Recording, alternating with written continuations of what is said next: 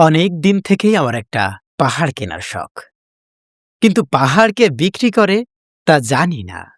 যদি তার দেখা পেতাম, দামের জন্য আটকাতো না।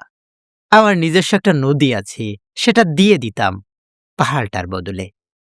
কে না জানে, পাহাড়ের চেয়ে নদীর দামই বেশি। পাহাড় স্থাণু, নদী বহমান।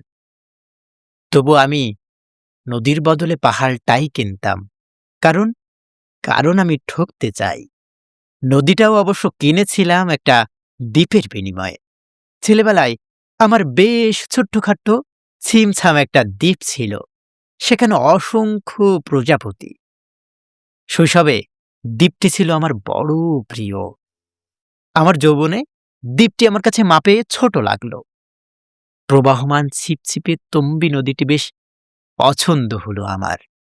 বন্ধুরা বলল, ওইটুকু একটা দ্বীপের বিনিময়ে এত বড় একটা নদী পেয়েছিস, খুব জিতেছিস তো মাইরি। তখন জয়ের আনন্দে আমি বিহ্বল হতাম। তখন সত্যিই আমি ভালোবাসতাম নদীটিকে। নদী আমার অনেক প্রশ্নের উত্তর দিত। যেমন, বলতো আজ সন্ধেবেলা বৃষ্টি হবে কিনা? সে বলতো, আজ এখানে দক্ষিণ গরম হাওয়া, শুধু একটি ছোট্ট দ্বীপে বৃষ্টি, সে কি প্রবল বৃষ্টি, যেন একটা উৎসব। আমি সেই দ্বীপে আর যেতে পারি না। সে জানতো, সবাই জানে, শৈশবে আর ফেরা যায় না। এখন আমি একটা পাহাড় কিনতে চাই। সেই পাহাড়ের পায়ের কাছে থাকবে গহন অরণ্য। আমি সেই অরণ্য পার হয়ে যাব।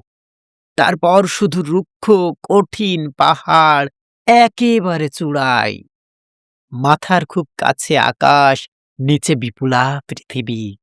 চরাচরে তীব্র নির্জনতা। আমার কণ্ঠস্বর সেখানে কেউ শুনতে পাবে না। আমি ঈশ্বর মানি না। তিনি আমার মাথার কাছে ঝুঁকে দাঁড়াবেন না। আমি শুধু ১০ দিককে উদ্দেশ্য করে বলবো, প্রত্যেক মানুষই অহংকারী। এখানে আমি একা, এখানে আমার কোনো অহংকার নেই। এখানে জয়ী হবার বদলে ক্ষমা চাইতে ভালো লাগে। হে ১০ দিক, আমি কোনো দোষ করিনি, আমাকে ক্ষমা করো।